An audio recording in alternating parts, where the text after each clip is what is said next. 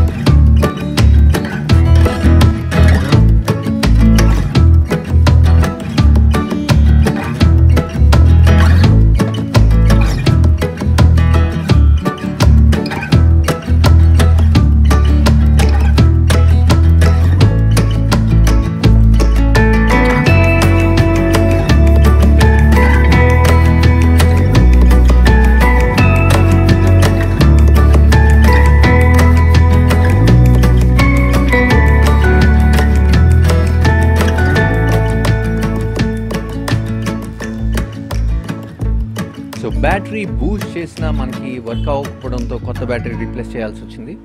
So replace చేసిన తర్వాత controller అయితే పర్ఫెక్ట్గా పనిచేస్తుంది. And thank you for watching. నేను మీ Suresh Bobby signing off. Bye bye.